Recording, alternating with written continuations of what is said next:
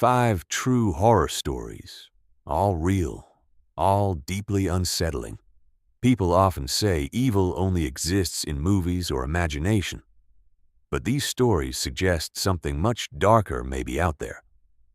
Each one comes from real experiences, shared by real people, with details that are hard to explain, and even harder to forget. Turn off the lights, put on your headphones, and stay with me till the end. I've been working as a property caretaker for Midwest Heritage Preservation since 2019, and honestly, it's not glamorous work. Mostly, I drive around to old buildings the company owns, make sure the roofs aren't leaking, chase out raccoons, that kind of thing.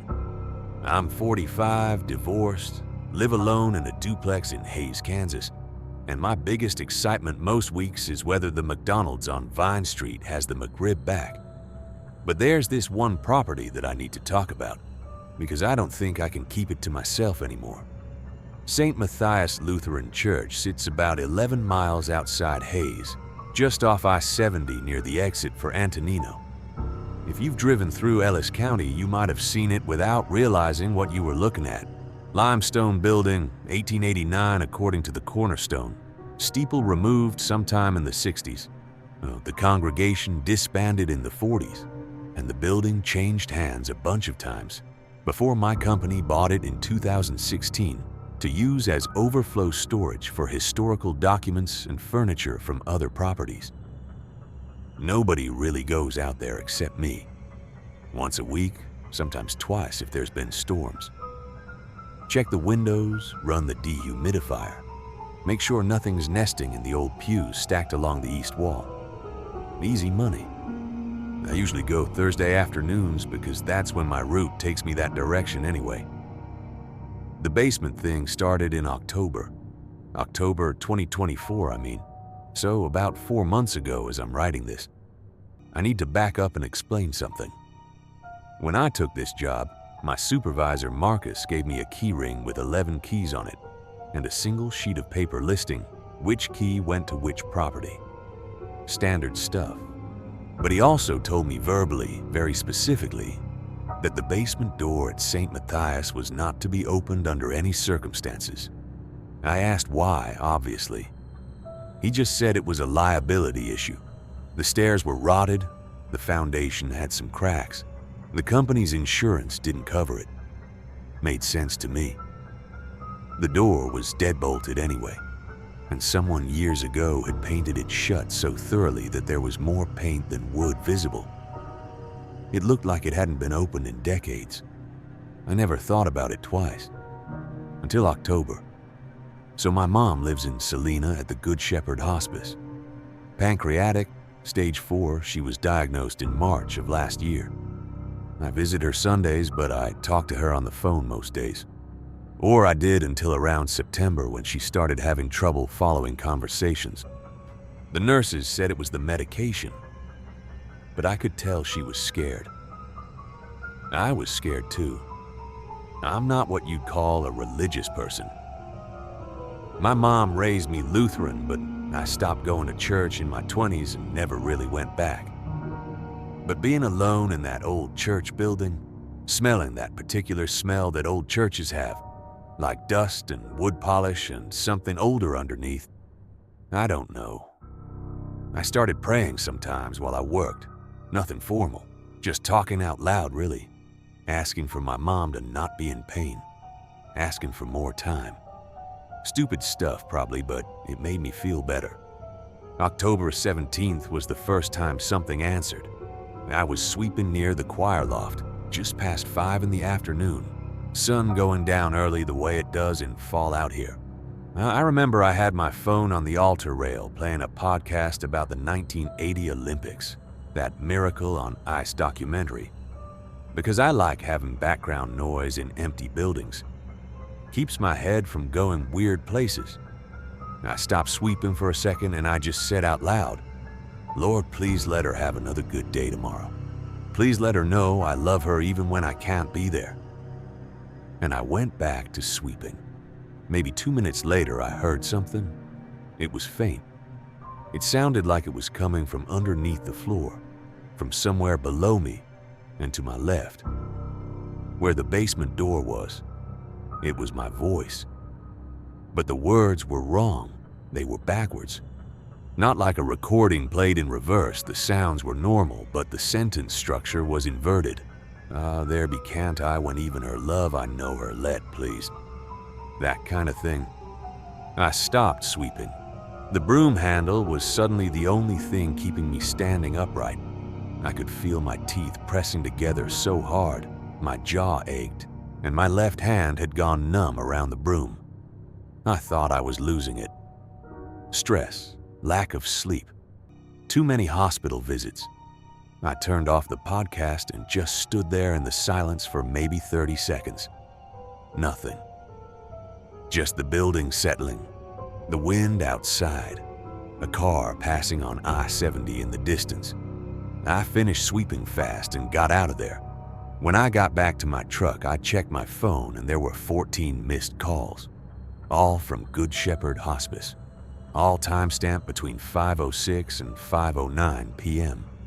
But my phone had been playing the podcast that whole time. I hadn't heard it ring once. And when I checked my call log, there was no record of any incoming calls during that window. I called them back immediately, hands shaking so bad I could barely hit the contact. Janet, the night nurse, picked up. She said nobody had called me. She said my mom was fine, sleeping, had eaten dinner without any trouble. When I told her about the 14 missed calls, she got quiet for a second and then said, maybe it was a network glitch. Maybe it was. I told myself it was. I went back to St. Matthias the following Thursday like normal. I brought my earbuds this time, kept music playing the whole time I was inside, didn't say a word out loud, did my check, locked up, left. Nothing weird happened. The Thursday after that, same thing. Normal, boring. I started feeling stupid for getting so worked up. Then, November 8th. I got there around 4:30, later than usual, because I had to stop at the Cenex in Victoria for gas and they were having some issue with their credit card machine, so I had to wait. By the time I pulled up to St. Matthias, it was almost dark. I don't usually like being out there after sunset, but I figured I'd just do a quick walkthrough and leave. First thing I noticed when I unlocked the front door was the smell. Not the usual church smell. This was different. Damp. Mineral. Like wet limestone. Like a cave. Second thing I noticed was the basement door. It was open. Maybe 1.5 inches. Just a thin black line of darkness where the painted seal had cracked apart. I stood there staring at it for I don't know how long. The paint that had sealed it shut for God knows how many years was cracked and flaking onto the floor in front of it. The deadbolt was still engaged. I could see the brass of it, but somehow the door was ajar anyway, like the frame had shifted. I did not go closer. I did not touch it. I backed out of the building, locked the front door, and drove home. I didn't tell Marcus. I don't know why. I think I was afraid he'd ask me if I'd been down there, and I'd have to say no, and then he'd ask why the door's open then, and I wouldn't have an answer. I didn't go back for 2 weeks. I told Marcus I had a stomach thing. He didn't question it. Everyone in the office was passing around some bug anyway. But during those 2 weeks, I kept thinking about the basement, not in a curious way, in an intrusive way. Like when you have a song stuck in your head, except instead of a song, it was the image of that thin black gap in the doorway. I'd be eating breakfast and suddenly I'd see it. I'd be trying to fall asleep and it would be there in my head, like a photograph. The night before Thanksgiving, I had a dream. I was in the church. It was dark. I was walking toward the basement door. But in the dream, it wasn't just cracked open. It was wide open. And there were stairs going down. Limestone stairs. And I was descending them one at a time. At the bottom, there was a room. Stone walls, stone floor. no windows. And in the center of the room, there was a man standing with his back to me. He was wearing my clothes, the same flannel shirt I'd been wearing the day I heard my voice played back, the same work boots. He turned around and it was me, my face, my exact face. But his mouth was moving wrong, like the words were going backwards through his lips. I woke up on my kitchen floor. It was 4 a.m. I had no memory of getting out of bed. My work boots were by the front door, caked with white powder. When I touched it, it crumbled between my fingers. Limestone dust. I hadn't been to St. Matthias in 2 weeks. I told myself I must have tracked it in from somewhere else. There's limestone everywhere around here. That's what Ellis County is built on. I threw the boots away and bought new ones at the Walmart in Hayes. I called in sick the next 2 Thursdays too. But I couldn't avoid the place forever. Marcus started asking questions. He's not a suspicious guy, but he knows my route and he knew I was dodging that one property. In early December, he asked me point blank if there was a problem at St. Matthias, and I said no, just been under the weather. I'd get out there this week. December 12th, I went back. I went in the middle of the day this time, noon, bright sun. I even parked right next to the building instead of out by the road like usual. I told myself I was being an idiot. I'm 45 years old. I've worked in old buildings my entire career. This was nothing. The basement door was closed, deadbolt engaged, paint seal intact, like it had never been open at all. I checked it 3 times. I took pictures with my phone. You can see the timestamps. December 12th, 2024, 12:17 p.m. The door is completely sealed. No crack, no gap. The paint chips that had been on the floor in November were gone. I did my walkthrough, checked the windows, ran the dehumidifier, documented everything like normal. I was almost done when I remembered the audio recorder. My neighbor Dave does paranormal investigations as a hobby. He's really into all that ghost hunter stuff, and he has all this equipment. I'd mentioned the weird acoustic thing to him back in October, not telling him the whole story, just saying I thought I'd heard an echo or something. He offered to lend me one of his recorders. I'd been carrying it in my truck for weeks, never used it. I went out to the truck and got it. Small digital thing, voice activated, 48-hour battery. I set it on the altar rail facing the basement door, hit record, and left. I picked it up 2 days later. I sat in my truck outside the church and plugged in my earbuds and hit play. First couple hours were nothing, just building sounds, the dehumidifier cycling, some creaking, a car passing on the highway. Around hour 4, there was silence for maybe 20 minutes. Then the recorder picked up a voice. My voice. It was reciting the Lord's Prayer. Our Father, who art in heaven, hallowed be thy name. But not continuously. There were gaps between the phrases, and in the gaps there were other words, Latin words, phrases I didn't recognize. And they were in my voice too. Same cadence, same tone, same slight rasp I get when I haven't had water in a while. I stopped the playback. My hands were doing that thing where they feel disconnected from my body, like I was watching someone else's hands. I could feel my heartbeat in my neck, that thick, pulsing feeling that makes you aware of your own blood. I'm not going to transcribe what was on that recording.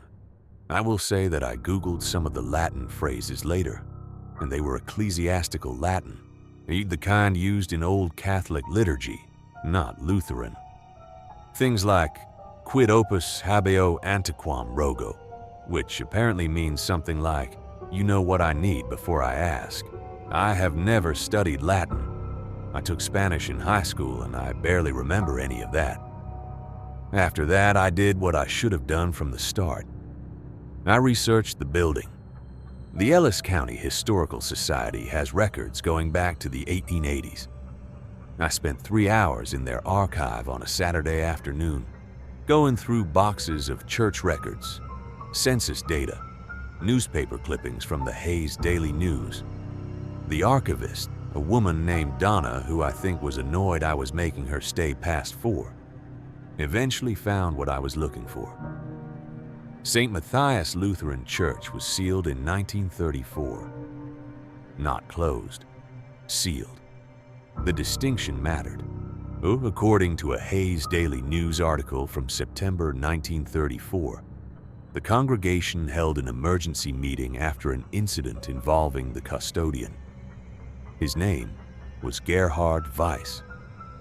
He was 52 years old, German immigrant, had worked at the church for 11 years. The article was vague in that way. Old newspaper articles often are. But it said that Weiss had been found in the basement level of the church, speaking in an unknown tongue, and that he had alarmed several members of the congregation with claims that an entity in the basement knew his prayers before he spoke them. The congregation voted to seal the basement. They bricked up the original entrance and installed a new door that was to remain locked permanently. Weiss was let go. The article said he moved to Colorado shortly after, and I looked for more information about Gerhard Weiss but couldn't find much. No obituary that I could locate, no family records. It was like he just disappeared from history after 1934. I showed the article to Dave, my neighbor with the ghost hunting equipment. He got way too excited about it, started talking about residual hauntings and intelligent entities and all this stuff that I honestly tuned out. But he did say one thing that stuck with me. He said that old limestone buildings sometimes create standing wave patterns, infrasound at around 18 or 19 hertz, and that this frequency is below human hearing but can cause all kinds of effects. Feelings of presence, visual disturbances in peripheral vision, even auditory hallucinations in some cases. I looked this up later. It's real. There was a study in the 1990s about a laboratory that had a reputation for being haunted, and they figured out it was because a fan was producing 18.98 hertz infrasound, and everyone working there was basically having low-grade hallucinations all the time. That made sense to me. The basement of an 1889 limestone church with God knows what kind of weird acoustics, that could absolutely create standing waves. And I'd been stressed, not sleeping well, visiting my mom constantly, watching her fade a little more each week. Of course, my brain would be susceptible to that kind of thing, but the recording, I made Dave listen to it. Just the part with the Lord's Prayer and the Latin. I didn't tell him what I thought it was, just asked him to tell me what he heard. He listened with his eyes closed.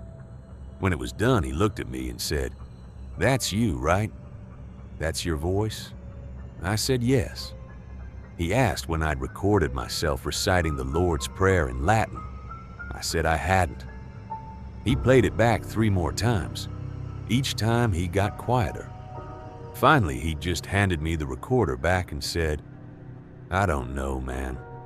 I've been doing this for 20 years and I've never heard anything like that." I quit the job in January. Told Marcus I was moving, even though I wasn't. He didn't ask questions, just processed my resignation and mailed me my last check. I figured that would be the end of it. It wasn't. About 3 weeks ago, I got an email from an address I didn't recognize. The subject line was St. Matthias property question. I almost deleted it as spam, but something made me open it. It was from a woman named Teresa Kendrick. She said she was the new property manager for the company that bought St. Matthias from Midwest Heritage Preservation. She said she'd gotten my contact info from Marcus and apologized for reaching out cold like this. But she had a question she hoped I could answer. She wanted to know why my name was carved into the basement wall. I called her instead of emailing back. She sounded young, maybe 30s, professional. She said her company had purchased the property in February with plans to convert it into event space, small weddings, that kind of thing. As part of their renovation, they'd finally opened the basement, which she said had required a contractor to cut through the painted shut door because the deadbolt mechanism had apparently been fused solid with rust. The basement, she said, was mostly empty. Stone walls, stone floor, nothing remarkable. Except for one thing. My name was carved into the limestone 27 times, all in the same handwriting, scattered across all 4 walls, some at eye level, some near the floor, one on the ceiling. She'd found my signature on some of the property inspection reports in the files she'd inherited, and she said the handwriting matched exactly. I told her that was impossible. I told her I'd never been in that basement, that the door had been sealed since 1934, that I had specifically been told never to open it. There was a pause on the line. Then she said, "Mr. Cross, the door wasn't sealed. There's no evidence of any permanent seal. Just a regular deadbolt and some paint. Are you sure you never went down there?" I said I was sure. She asked if I could explain the carvings. I said I couldn't. She thanked me for my time and hung up.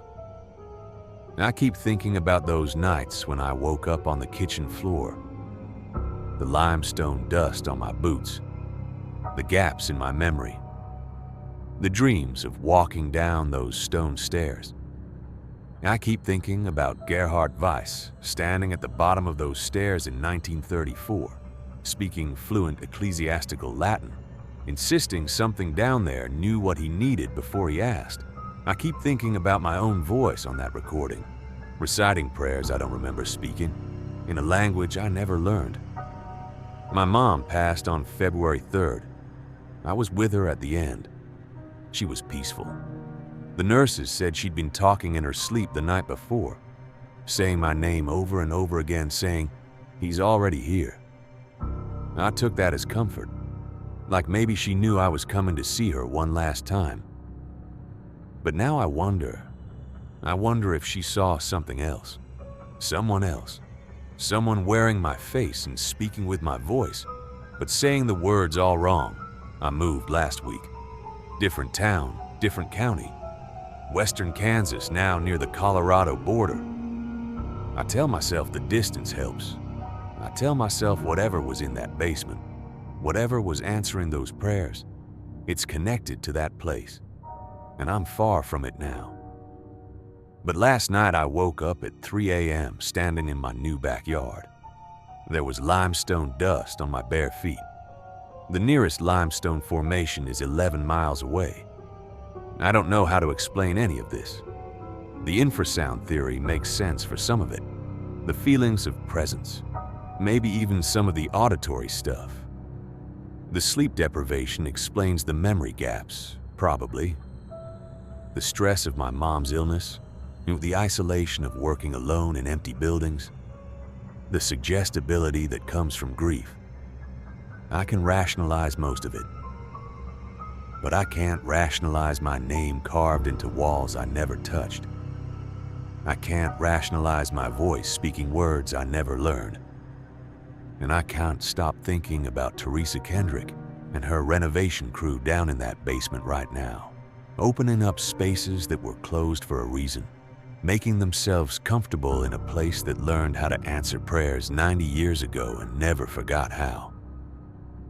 I don't know what's going to happen next. I don't know if moving will help, or if the distance is meaningless to something that already knows what I need before I ask.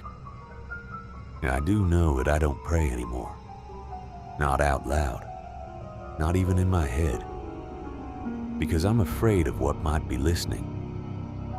And I'm more afraid that it might answer. I'm David, and I'm 39, and I've been doing contract security work for about 6 years now. Mostly corporate buildings and sometimes retail. But last October, I picked up a gig at a small museum in Litchfield County because the pay was decent. And honestly, I needed something low stress. My girlfriend had just moved out, and I was trying to keep up with rent on my own. So 4 10-hour night shifts a week seemed manageable. The Litchfield Historical Society Museum isn't one of those big famous places. It's in a converted 1820s house right off Route 202, maybe 20 minutes from the town center. They've got maybe 8 rooms of exhibits, mostly colonial-era stuff. Furniture, clothing, some Revolutionary War things. A whole room dedicated to clockmaking because apparently that was big in the area. There's a children's education wing they added in the 90s where school groups come during the day to learn about colonial life. That's where the dollhouse was. First week was completely uneventful. I'd show up at 10 p.m., do a walkthrough, then mostly sit in the staff break room, watching stuff on my phone and doing rounds every hour. The museum director, Patricia Emmett, was this really organized woman in her mid-50s who left me detailed notes about the alarm system and which floorboards creaked and where the thermostat controls were. She mentioned the dollhouse once during my orientation. "We just got that last month," she said, pointing into the education wing. "Donation from an estate sale in Cornwall. 1760s incredible craftsmanship. We're still researching the provenance, but it's probably going to become one of our signature pieces." It sat on a low platform in the corner of the room, behind a velvet rope, maybe 3 feet tall, 2 feet wide. Dark wood, incredibly detailed. You could open the front like a cabinet to see inside. 4 rooms, parlor, kitchen, bedroom, and what looked like a study. The furniture was all period accurate, tiny chairs and tables and even little pewter plates in the kitchen. There were 5 dolls, 2 adults, 3 children. Carved wood with painted faces, dressed in wool clothing that had somehow survived 250 years. I didn't think much about it until my 4th shift. I did my 11 p.m. rounds that night, walked past the dollhouse, everything normal. The doll family was arranged in the parlor, and sitting in chairs like they were having a meeting or something. I remember noticing because it seemed like a weird pose for a family. When I came back through at midnight for my next round, they'd moved, not like totally different. But the father doll was now in the study. The mother was in the kitchen. The 3 children were in the bedroom, lined up in the bed. I stood there for a solid minute trying to remember if I'd just been wrong about their positions before. I do overnight shifts. Sometimes your brain gets fuzzy. But I was pretty sure they'd all been in the parlor together. The museum was locked, alarmed. I was the only person there. I checked the logs on the security system. No doors opened, no windows, nothing. Probably just me misremembering. I wrote it off. But then it happened again 2 nights later. I started my shift. I did my first round at 10:30 p.m. The doll family was in the kitchen, all 5 of them arranged around the little table. I took a picture on my phone just to be sure. At 11:30 p.m. I came back through and they'd rearranged. Father in the parlor, mother and 2 children in the bedroom, 1 child in the study. I checked my photo. I wasn't wrong. I went back to the break room and just sat there for a while trying to figure out if this was some kind of prank. Maybe Patricia had cameras and was messing with the new guy. But that didn't make sense. She didn't seem like that kind of person. And there were no hidden entrances to that wing. I'd checked the building layout. I texted my friend Mike, who does security at a hospital in Waterbury. He's worked overnights for like 15 years. "Bro, do you ever see weird stuff on night shift?" "Like what?" "IDK things moving." "You're probably tired, man. Drink coffee." That didn't help. Over the next 2 weeks, it happened every single shift. I started documenting it. I'd take a photo at the start of my shift, then check every hour. The dolls never moved while I was looking at them, but every time I came back, they'd be in different rooms, different positions. Sometimes just one or two would move. Sometimes all of them. The arrangements started feeling wrong, like not random. One night, the children dolls were all facing the corner in the bedroom. Another night, the mother doll was in the kitchen and the father was in the parlor, but turned away from the doorway like he was ignoring the rest of the house. On November the 14th, I found all 5 dolls lined up in the study, facing the wall. I didn't want to say anything to Patricia because honestly, I didn't want to sound insane. But I started staying closer to the education wing during my shifts, trying to catch the movement. I never did. I'd sit in the hallway outside, watching the doorway, and nothing. But then I'd go in and they'd be different. Mike told me I should just set up my phone to record overnight. So on November 18th, I brought my phone tripod from home and set it up pointed at the dollhouse. I turned on time-lapse mode and let it run from 11 p.m. to 7 a.m. when my shift ended. When I watched it back the next day, the video was completely black. Just 8 hours of black screen. But the timestamp kept running and I could hear audio. At first, just the normal sounds of an old building settling. Then around 2:14 a.m., there was this noise, like wood scraping on wood. Faint but distinct. It lasted maybe 30 seconds, then stopped. Then at 3:47 a.m., it happened again. The thing is, my phone has a decent camera and the education wing has those motion sensor emergency lights that stay on low mode overnight. It shouldn't have been pitch black. I tested the video function the next day in the same spot, and it recorded fine. I tried again a week later with the same result. Completely black video, audio of something moving around 2 or 3 a.m. That's when I started feeling off near the dollhouse. It's hard to describe. Whenever I got within maybe 6 feet of it, I'd get these thoughts. Not my thoughts. Like intrusive images of domestic life, but old-fashioned. A woman churning butter. A man cutting wood. Children sitting at a table learning to write. They'd just flash into my head and they felt wrong. Too detailed, too vivid. I started avoiding that corner of the room. On December 3rd, I came in from my shift and Patricia was there late, working in her office. She looked stressed. "Everything okay?" I asked. "Just trying to track down information on some of the new acquisitions," she said. That dollhouse has almost no documentation. The estate sale listed it as Colonial Dollhouse, circa 1760. But there's no maker's mark, no family records, nothing. It's driving me crazy. Where was the estate sale? Cornwall. Little town, maybe 15 minutes from here. The woman who died was 91, a house full of antiques.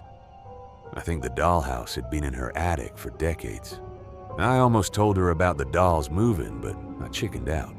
Oh, that night, during my 1 a.m. rounds, I found the doll family arranged in the kitchen.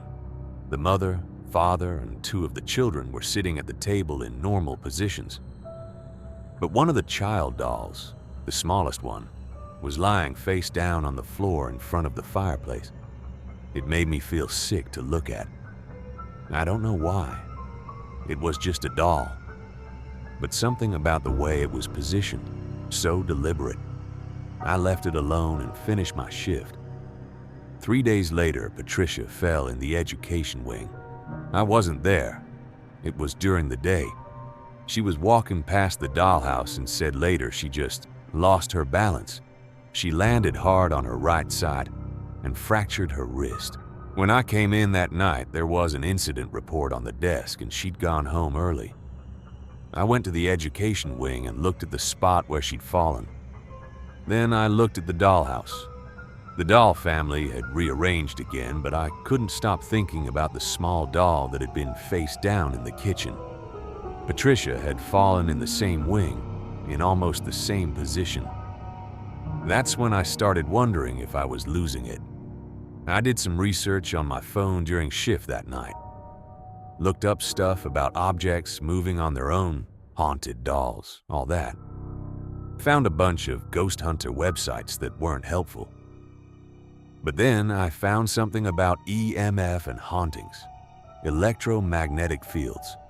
Apparently some people think high EMF can cause hallucinations or feelings of being watched. The museum had EMF readers. They used them for monitoring the climate control system because fluctuations can mess with artifact preservation. They were in the storage closet near Patricia's office, and I grabbed one during my break on December 10th and brought it to the education wing. Normal readings throughout the room, 0.5 to 1.2 milligauss, which is standard. But when I got within 5 feet of the dollhouse, the reader spiked to 47 milligauss. That's way higher than normal for a residential area. I walked away and the reading dropped. Walked back, it spiked again. I sat there with the EMF reader for 2 hours that night just watching it. Most of the time it stayed normal, but starting at exactly 2:11 a.m. it spiked to over 60 milligauss and stayed there until 4:03 a.m., then dropped back to normal. I didn't know what to do with that information. I thought about telling Patricia, but she was out on medical leave for her wrist. The intrusive thoughts got worse. Whenever I walked past the dollhouse, I'd get flashes of this whole other life. A man building something in a workshop. The smell of wood shavings. A woman's voice singing. Children laughing, but then the laughter would cut off and there'd just be silence. I started timing my rounds to avoid that wing as much as possible. On December 18th, I came in, and there was a note from Patricia saying she'd be back after Christmas, and that a researcher from Yale was coming to examine the dollhouse next week. Apparently, they'd finally found some documentation about it. I barely made it through my shifts that week. The thoughts were constant now, even when I wasn't near the dollhouse. I'd be sitting in the break room and I'd suddenly think about a kitchen table, specific plates, the feel of cold pewter. It didn't feel like remembering. It felt like I was accessing someone else's memories. The researcher showed up on January 4th. I wasn't supposed to be there, but Patricia called me and asked if I could come in during the day to let him into the building because she was running late. His name was Dr. Hayward, older guy. Taught colonial history at Yale. He had a whole cart of equipment and spent 3 hours examining the dollhouse. I hung around, pretending to check the thermostats, mostly just wanting to hear what he found. Remarkable craftsmanship, he kept saying. The joinery is exceptional. Black walnut, probably sourced locally. When Patricia arrived, he walked her through his findings. I was in the next room, but I could hear them talking. I found a record in the Cornwall Town archives, Dr. Hayward said. There was a craftsman named Samuel Merritt who lived just outside town in the 1760s. Furniture maker. His wife and 3 children died of scarlet fever in 1762, all of them within 2 weeks. "Oh my God," Patricia said. According to a letter from the local minister, Merritt became obsessed with recreating his home in miniature after they died. He spent 2 years building this dollhouse. Every detail of his house, exact replicas of the furniture, even carved dolls to represent his family. The minister described it as a shrine to his grief. What happened to him? Found dead in his workshop in 1764. The letter says he was clutching a small wooden figure, presumably a carving of himself. I felt cold. Not like scared cold, just cold, Dr. Hayward continued. The dollhouse passed through several families over the centuries. There are a few mentions of it in estate records, but nothing dramatic. It seems to have been treated as a valuable antique. Is it safe to display? Patricia asked. Oh yes, absolutely. Though I do want to mention, black walnut contains a compound called juglone. It's a natural chemical the tree produces. In living trees, it's concentrated in the roots, but it's present throughout the wood. Normally it's harmless, but in an enclosed space, especially with aged wood, it can off-gas. There have been documented cases of people experiencing headaches, dizziness, even vivid dreams when exposed to high concentrations over time. Should we be concerned? Not for daytime visitors. They're only here for short periods. But if someone were spending extended time near it, in an enclosed space, he trailed off. Oh, just something to be aware of. I left before they finished talking. That night, I didn't go back for my shift. I called in, said I had food poisoning. I just couldn't deal with the dollhouse anymore. I emailed Patricia 2 days later and told her I was resigning, made up some excuse about taking a full-time position elsewhere. She was nice about it, said she understood, offered to be a reference. A couple weeks later, I ran into someone who worked at the museum at the Big Y in Torrington. She told me they'd moved the dollhouse to an archival storage facility after Dr. Hayward's report. Something about preserving it properly and making sure the ventilation was adequate. It wasn't on display anymore. The intrusive thoughts stopped after I quit. Took maybe a week, but they faded completely. And I got a new security job at an office building in Farmington. It's boring, just empty cubicles and conference rooms, but that's fine. I don't do museums anymore. Not historical ones anyway. But here's the thing I didn't mention. I still dream about them sometimes. The Merritt family. Not the dolls, the real people. I see them in their house. The father building furniture, the mother cooking, the children playing. And then I see them sick. All of them. And the father is the only one left. He's sitting at his workbench and he's crying and carving tiny pieces of wood. The dreams feel too real, like memories. But they're not mine. I looked up juglone exposure after I quit. The neurological effects are real, but they're supposed to stop once you're not around the source anymore. The dreams should have stopped. I don't think it was just the wood. I think Samuel Merritt put something of himself into that dollhouse when he built it. Not like a ghost or whatever. More like an echo. Grief that deep doesn't just disappear. It soaks into things. Patricia emailed me last month asking if I'd be willing to answer some questions for an article they're writing about the dollhouse for a regional history journal. I didn't respond. I don't want to think about it anymore. But sometimes when I'm falling asleep, I see the father doll in my mind, and he's not in the parlor or the study. He's in the workshop, facing the wall, holding a tiny wooden figure. And I know somehow that the figure is me. I need to talk about this because I don't know what else to do. And honestly, writing it out helps me process it.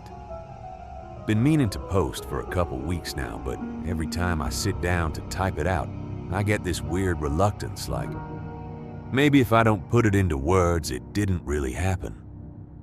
That's stupid, I know. My name is Kylie. I'm 28, been working as a 911 dispatcher for Garfield County, Montana for about 3 years now.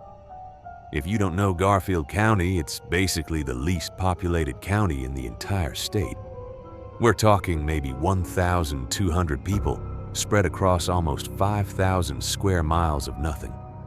Jordan is the county seat, and that's where our dispatch center is, right in the little county office building on Main Street across from the Garfield Hotel.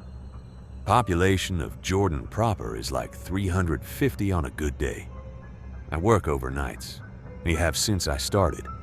10 p.m. to 6 a.m., 4 nights a week.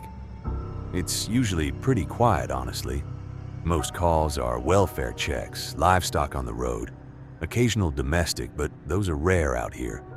People handle their own problems mostly.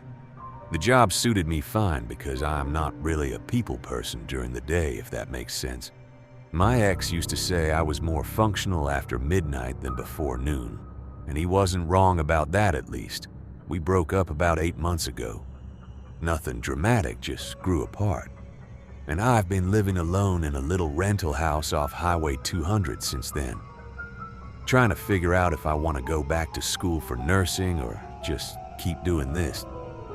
Anyway, that's not really important to what happened. What is important is that our dispatch center is small. Like, really small. One room, basically, with 2 workstations, but we only ever have one person on overnight because nothing happens. During the day, there's usually 2 or 3 people, but nights are just me. The building is old, built in the 70s, I think, and it makes these settling noises that used to freak me out my first few months. But you get used to them. There's a coffee maker, a mini fridge, a bathroom down the hall, and that's about it. No windows in the dispatch room itself, which I used to hate, but now I kind of appreciate, because at least I don't have to look out at the empty parking lot all night. Okay, so 2 weeks ago. Actually, wait, let me check my notes because I want to get the dates right. Yeah, 2 weeks ago, tonight technically, March 3rd, I got a call at 3:17 a.m. That's not unusual by itself. Calls come in at all hours. What was unusual was the content. The call came from a number that showed up on my screen as 406-557-XXXX. I'm not going to put the full number here, but it was a local exchange, Jordan area. When I answered with my standard greeting, the voice on the other end was a man. Calm. Not panicked at all, which is already weird, because most 911 calls have at least some stress in the voice, even if people are trying to stay composed. He said something like, "Yes, hello, I need to report a death. My death. I've been shot twice in the chest and I'm lying in the drainage ditch off Brusette Road about 2 miles past the old Hanson place." I asked him to repeat that. Like, obviously, I thought I misheard, or he was confused, or this was some kind of prank. He repeated it exactly the same way. Same calm tone. Gave the location again. Not said he could see the stars through the grass above him and that it was very quiet, except for the wind. I asked him who shot him. He said, "I don't know. It already happened." I asked him if he needed medical assistance. He said, "No, I'm already dead. I just wanted someone to know where to find me." Then he hung up. I sat there for probably a full minute just staring at my screen. The call had lasted 47 seconds according to the log. The number was right there. My hands were doing this thing where they felt kind of numb and heavy at the same time. Hard to describe. Like when you sleep on your arm wrong, except it was both hands, and I hadn't been sleeping on anything. Protocol says I dispatch someone to check out any reported emergency, regardless of how weird the call sounds. So I radioed Deputy Marcus Chen, one of our 3 overnight deputies covering the whole county, and gave him the location. He was about 20 minutes out, but said he'd check it. While I waited, I ran the phone number. It came back to a landline registered to a property on Route 24, the old Weaver Ranch. Here's where it gets weird the first time. That number showed as disconnected. Had been disconnected since 2002. Over 20 years. I figured it was a glitch in the system or someone spoofing the number somehow. That happens sometimes. People mask their real numbers. I made a note of it and waited for Marcus to report back. He got to the location at 3:51 a.m. I remember because I was watching the clock. He radioed in that he was on scene, then went quiet for about 4 minutes. When he came back on, he sounded different. Not scared exactly, but off. Like he was distracted by something. "There's nobody here," he said. No body, no blood, no tire tracks, nothing. But Kylie, he trailed off. I asked him what. Never mind, it's nothing. Probably just tired, heading back to patrol. I asked him again what he was going to say. He paused for a long time and then said, "Just felt really wrong out here for a second, like I should leave immediately. Probably just the wind or something." Then he signed off. I pulled his dashcam footage the next day because I couldn't stop thinking about it. The footage shows him pulling up to the drainage ditch, getting out, walking around with his flashlight for a few minutes. Normal stuff. But there's this weird thing on the video where the image kind of tears. Like old VHS tracking errors, except this is digital. Well, it happens 3 times in the 4 minutes he's out of the car. And each time there's this brief moment where the colors go wrong, too saturated, and then it snaps back. I asked Marcus about it later and he said he didn't notice anything weird with his equipment. Said his dashcam had been acting up lately though, so maybe it needed replacing. I tried to put it out of my head. Weird call, probably a prank, nothing at the scene, move on. Then the next night, the same number called at exactly 3:17 a.m. Same voice, same calm tone. This time he said, "Yes, hello, I need to report a death. My death. I've fallen through the ice on Fort Peck Reservoir near the boat launch at Hell Creek State Park. I'm looking up at the ice above me and I can see the moon through it." I asked him to clarify. He described the location again. I said he could feel the water, but it didn't feel cold anymore, which he said was probably a bad sign. I tried to keep him on the line longer this time. Asked his name. He said, "It doesn't matter." Asked how he knew he was dead. He said, "Because I'm telling you where to find me." Asked how he was making this call if he was dead. He said, "I'm not sure. Maybe the call is all that's left." Then he hung up. 52 seconds. I sent Deputy Reyes out to Hell Creek, which is about 45 minutes from Jordan. She got there around 4:15 a.m. Fort Peck was frozen solid in March. Nobody should be out on it, but she checked the boat launch area with her spotlight. Nothing. No broken ice, no tracks, no vehicles. She stayed about 10 minutes and then left. Her report said nothing unusual. But when I talked to her the next day, she mentioned offhand that her phone had died while she was out there, even though she charged it to full before her shift. And that when she got back in her cruiser, the clock on her dashboard was 11 minutes behind the clock on her phone once it turned back on. Third night, 3:17 a.m., same number. "Yes, hello, I need to report a death. My death. I've driven off the road on Highway 24, about 6 miles north of Sand Springs. The car is upside down in the coulee, and I can see my own hands on the steering wheel. But I can't feel them anymore. This time I tried something different. I didn't dispatch anyone right away. Instead, I asked him to tell me about himself. What year was it? What was his name? Where did he live?" He was quiet for a long time. Then he said, "It's always this year. It's always tonight. And I live where I lived." I asked what that meant. He said, "The ranch burned down. I wasn't home when it happened, but I'm always home now." The line went dead at 58 seconds. I sat there in the quiet of the dispatch room, and I could hear my own breathing, which sounded way too loud. And I could hear the hum of the overhead lights, which I swear is usually silent. And I could hear something else too. This very faint sound, like static from far away. Except when I really listened for it, it went away. That night I didn't send anyone out. I justified it by telling myself I was just logging a prank call series. But really I was just freaked out and didn't want to send another deputy to another empty location to come back acting strange. The next day though, I did some digging. I pulled up records for the Weaver Ranch. and the address that phone number was registered to. The property was out on Route 24, pretty remote even by Garfield County standards. In 2002, there was a fire. Total loss. The structures were never rebuilt, and the land had been sold 3 times since then, most recently to an out-of-state investor who used it for hunting leases. What caught my attention was the original owner.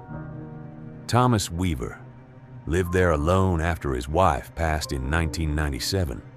He would have been 61 in 2002 when the fire happened. But here's the thing. Thomas Weaver didn't die in the fire. According to county records, he died in 1999, 3 years before the fire.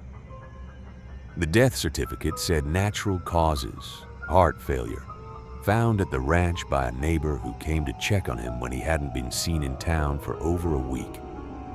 He was buried in the little cemetery outside Jordan.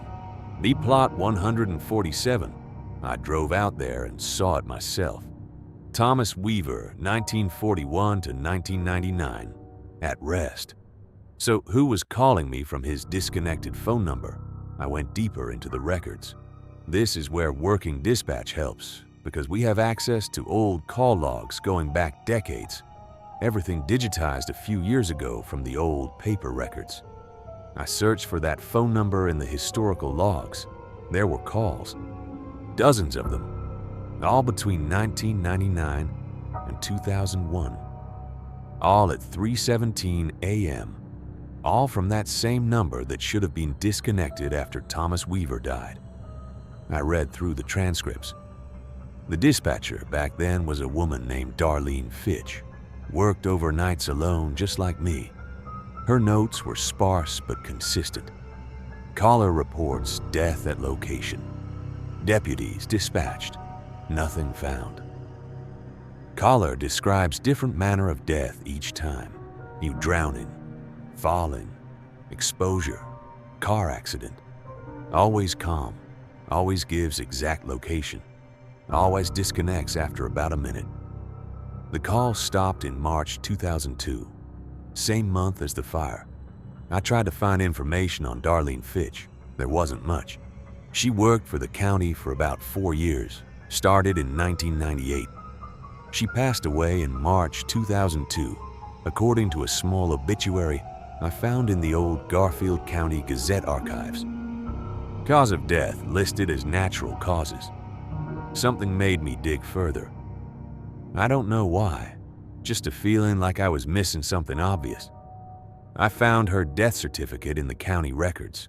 Darlene Fitch, age 34, died March 17th, 2002 at approximately 3:17 a.m. Location of death: Garfield County Dispatch Center, Jordan, Montana. Cause: cerebral aneurysm. She died in this room, right here, alone on overnight shift, and she died at 3:17 a.m. on March 17th.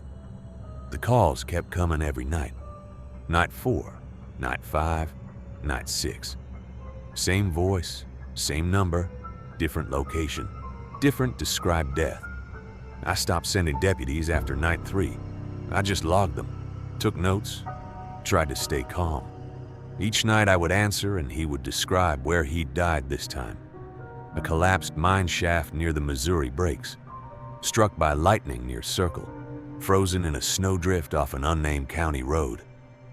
Each location was real and specific. Each time I looked them up on Google Maps and they existed exactly where he said. My sleep was getting messed up. Not because of the calls exactly, but because I couldn't stop thinking about them during the day when I was supposed to be sleeping. I kept researching, kept looking for connections. My appetite went weird too. You like I would forget to eat, and then suddenly realize I was starving at 2 a.m. and just eat crackers from the dispatch room cabinet. Night 9 or 10, I think, the call came and I asked him point blank, "Are you Thomas Weaver?" Long pause. Then, I was. I think I was. It's hard to remember now. There's so much static. I asked what he wanted. "I just want someone to know where to find me." Every night I die somewhere different.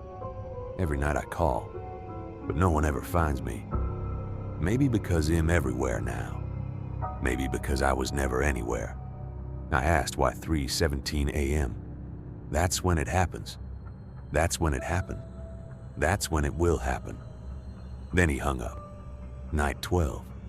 Same pattern. But at the end of the call, he said something new. He said, "You've been very patient. You listened better than she did." I asked who he meant. The other one. She stopped listening eventually. She got too tired. She made mistakes. I tried to warn her, but she couldn't hear me anymore. He meant Darlene. He had to mean Darlene. I asked what he tried to warn her about. That the calls don't stop. That they keep coming. That eventually you start to hear them even when the phone isn't ringing. That's how you know it's close. Then he disconnected. That night after my shift ended, I sat in the dispatch room for an extra hour just because I didn't want to be alone in my house. I watched the sunrise through the little window in the hallway, and it felt like the first real thing I'd seen in days. The color of it, orange and pink and actual. I cried a little, which I never do, just from relief that it was morning. Night 13, March 15th. The call came at 3:17 like always, but this time his voice was different. Still calm, but there was something underneath it. Something almost like anticipation. "Yes, hello. Tomorrow I won't be calling about my death. Tomorrow I'll be describing yours." My whole body went wrong. Not cold exactly, but like the temperature of me became irrelevant. Like I existed outside of hot and cold for a second. My vision did this thing where everything got very sharp and clear and also slightly too bright. I asked what he meant. "You've been so kind, listening every night, but that's how it works. The more you listen, the more you hear. And eventually you hear so much that you become part of it. Part of the signal. Part of the call." I asked him to explain. "Tomorrow night at 3:17 a.m., your phone will ring. Not the dispatch line, your phone. The one right next to you. And when you answer, you'll hear your own voice telling someone where to find you. And then you'll know where you are. And then it will have already happened." The line went dead. I don't remember much of the rest of that shift. I know I logged the call. I know I drank 3 cups of coffee that tasted like nothing. I know I kept looking at my personal phone sitting on the desk next to me like it was a snake that might move. When my shift ended, I went home and I didn't sleep at all. I just sat in my living room with all the lights on and watched garbage reality TV until it was time to go back to work. Night 14, March 16th. I almost called in sick. I had my phone in my hand ready to dial my supervisor, but something stopped me. I think I needed to know. I think not knowing would have been worse somehow. I got to the dispatch center at 9:45 p.m. Did all my normal routines, made coffee, checked the logs, responded to a couple routine calls early in the shift, livestock on Highway 200 near Grass Range, welfare check request from a concerned relative in Billings about an elderly person in Sand Springs. Normal stuff. At 3 a.m., I turned my personal phone face up on the desk next to me. Battery at 73%. No missed calls or texts. Just my wallpaper. A picture of the sunset I took at Fort Peck last summer. 3:05 a.m. Nothing. 3:10 a.m. Nothing. I realized I was holding my breath and forced myself to exhale. 3:15 a.m. The lights flickered. Just once. Just for a half second. Could have been anything. Old building, old wiring. 3:16 a.m. The hum of the lights got louder. Or maybe I was just listening harder. 3:17 a.m. My phone lit up with an incoming call. The caller ID showed my own number. my own name, like I was calling myself. I stared at it for 3 rings, 4, 5. My hand was doing that numb, heavy thing again, and my mouth had gone completely dry, like no saliva at all, just this sticky desert feeling. On the 6th ring, I answered. There was silence for a moment, then static. Then, through the static, a voice. My voice. Yes, hello, I need to report a death. My death. I'm in the Garfield County Dispatch Center on Main Street in Jordan, Montana. I'm sitting at the overnight workstation. I'm looking at the screen, but I can't read it anymore. The lights are too bright and also too dim at the same time. I can hear someone calling for me, but I can't remember who. There's a feeling like pressure behind my eyes and in my chest, like everything is trying to push out of me at once. I tried to speak, but nothing came out. My own voice continued. The time is 3:17 a.m. The date is March 17th. By the time anyone finds me, it will already be morning. The coffee will still be warm. The log will show I was here, but I won't be here anymore. It'll be everywhere. It'll be part of the signal, part of the call. It'll be calling forever and no one will find me because there won't be anything left to find. I managed to whisper, "Stop." The voice that was my voice said, "You don't have to be scared. Being found isn't the same as being saved, but being remembered is close enough." Then the static got louder and louder until it wasn't static anymore. It was something else, and something that sounded almost like voices layered on top of each other, hundreds of them, all saying different things at once. And for just a second, I thought I could pick out individual words like help, and here, and please, and where. And then the call disconnected. The dispatch line started ringing. Normal dispatch line, not my personal phone. I answered on autopilot. "Garfield County 911, what is your emergency?" It was Deputy Chen. "Hey Kylie, just checking in. Everything quiet tonight?" I looked at the clock. 3:47 a.m. 30 minutes had passed. I had no memory of those 30 minutes. The last thing I remembered was the call disconnecting and then Deputy Chen's voice. "Yeah," I said. "Everything's quiet." After my shift, I went straight to the county administrator's office. I requested a transfer to day shift, and I didn't explain why beyond saying overnight was affecting my health, which was true. They were understanding about it. We're short-staffed, so transfers are usually approved pretty quick. Then I started researching. I needed to understand what had happened to me. What was happening to me? I found some information about a phenomenon called sleep deprivation psychosis. When you work overnight for extended periods, especially alone, your brain can start to misfire. You can experience hypnagogic hallucinations, things that aren't there, sounds that don't exist, phone calls that maybe never happened. Your brain tries to fill in gaps and make patterns where there are none. It's called confabulation. Your mind constructs false but internally consistent narratives to explain experiences that don't make sense. And I work alone in a dim room for 8 hours at a time, 4 nights a week, with minimal human contact and frequent disruptions to my sleep schedule. The conditions for this kind of thing are basically perfect. That could explain it. That could explain all of it. The calls, the voice, the missing time. My brain just misfiring from exhaustion and isolation. But it doesn't explain the call logs. The calls are in the system. The timestamps are there. Someone called that disconnected number to the dispatch line 14 times over 2 weeks, and I have the records to prove it. It doesn't explain the dashcam footage either. The visual distortions on Deputy Chen's camera, the dead phone battery, the clock discrepancy in Deputy Reyes's cruiser.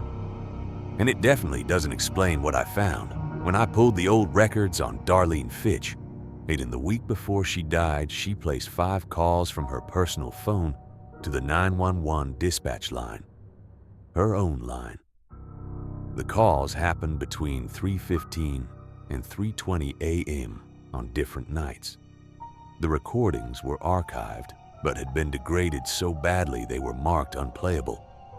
I played them anyway. The first 4 were just static.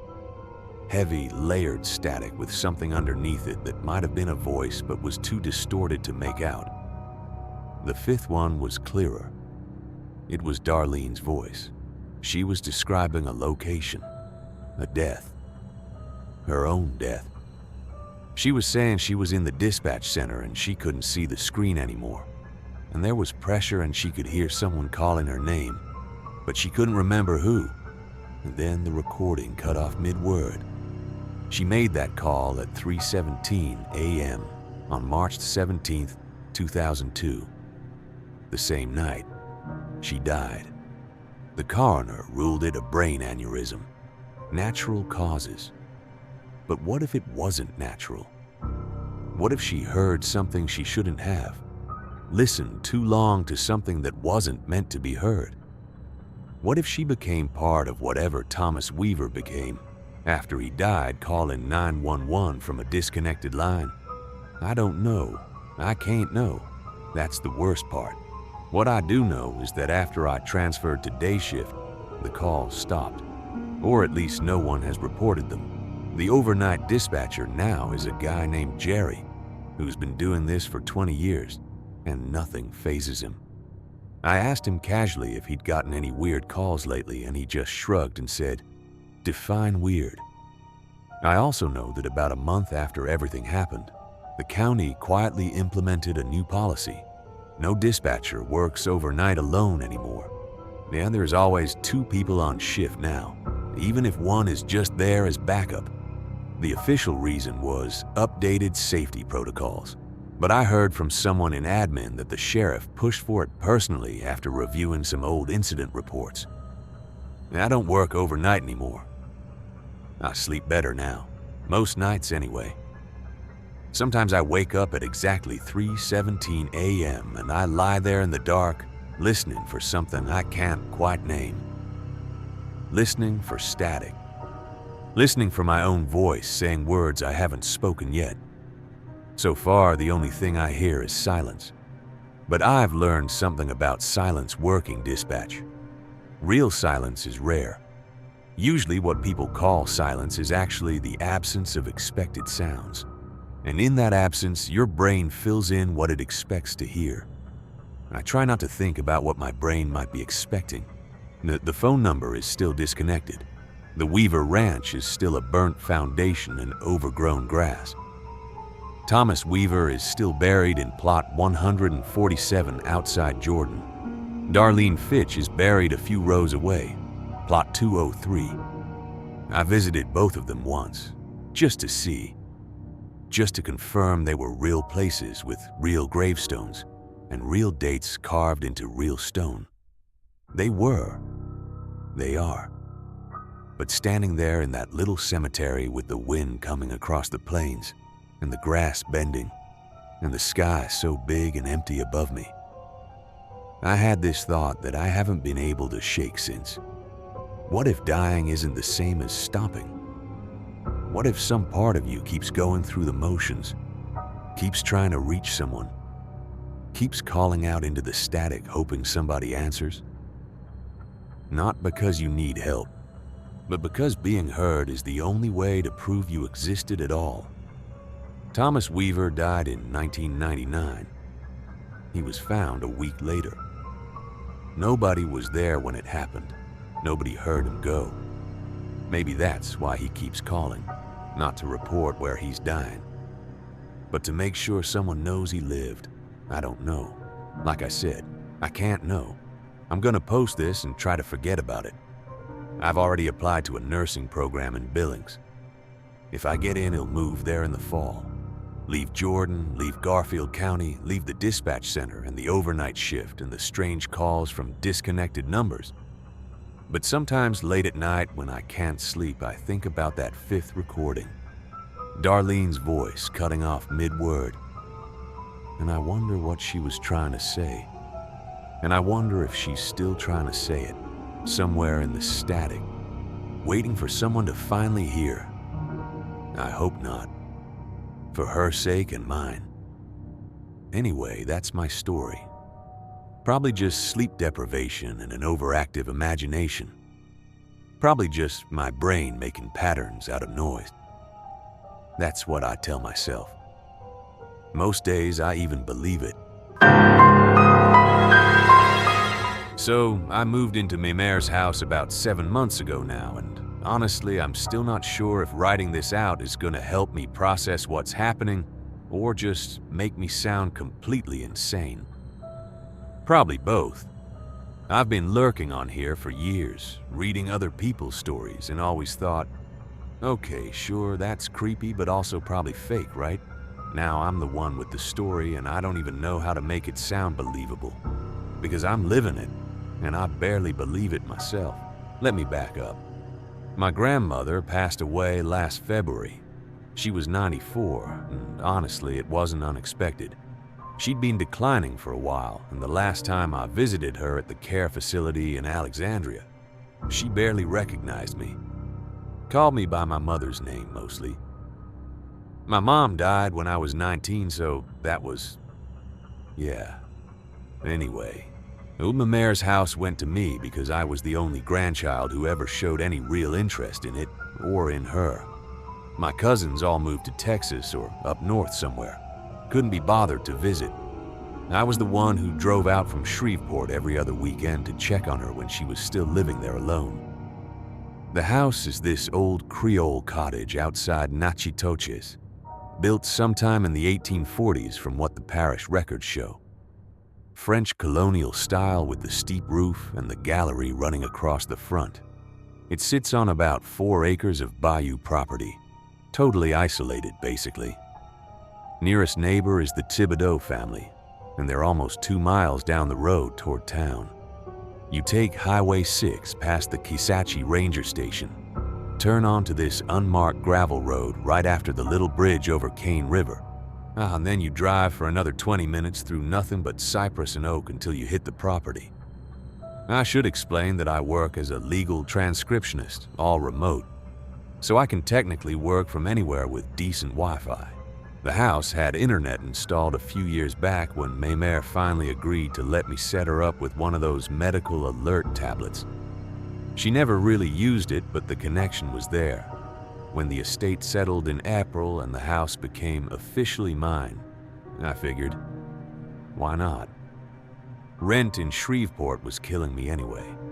I was paying almost $1,400 a month for a 1-bedroom that smelled like the Indian restaurant downstairs. No offense to Indian food, I love it, but not 24/7, you know. So I moved in the first week of May, spent most of the month just cleaning out decades of accumulated stuff. Well, Mémère was not a hoarder exactly, but she definitely kept everything. Old newspapers from the 1970s, jars of buttons sorted by color, every Christmas card she ever received going back to at least 1962 from what I could tell. I donated most of the furniture to the St. Augustine Church thrift shop in Natchitoches and kept only the pieces that felt important. Her rocker by the fireplace, the cypress armoire in the main bedroom that supposedly came with the house originally. A few things like that. The first time something weird happened, I didn't even register it as weird, honestly. It was maybe my 3rd night there. I was exhausted from unpacking, and I'd stayed up way too late trying to finish a deposition transcript that was due the next morning. Medical malpractice case, and really dense testimony from an expert witness who would not stop using jargon.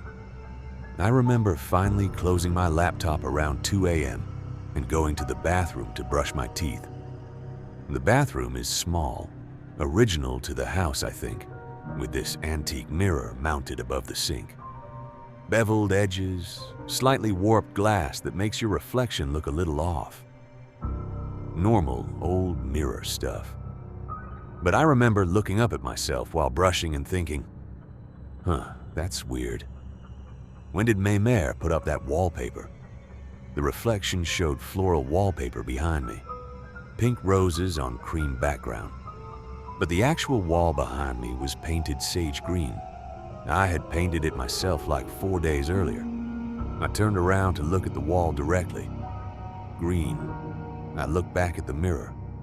Pink floral wallpaper. I think I just stood there for a solid minute, my toothbrush still in my mouth, trying to figure out what I was looking at. My reflection was normal. It was me, tired with my hair up in that messy bun I always do when I'm working late. But the room behind my reflection was wrong somehow. Not completely different. The basic shape was the same. The window was in the same place. But the details were off. Wallpaper instead of paint. A different light fixture. Something with frosted glass instead of the bare bulb I'd been meaning to replace. And the door behind me looked different too. Darker wood, more ornate frame. I actually laughed, out loud, because I figured I was just exhausted and my brain was playing tricks. I finished brushing my teeth while deliberately not looking at the mirror and went to bed. Didn't think about it again for almost a week. The second time was harder to dismiss. I was video calling my sister Delphine. She lives in Houston now with her husband Marcus and their kids, and we were catching up about normal family drama. She was complaining about her mother-in-law always showing up unannounced, and I was half listening while also scrolling through my phone looking for this recipe I'd promised to send her. The call was maybe 20 minutes in when her face went weird on screen. Simone, who is that? What? Behind you.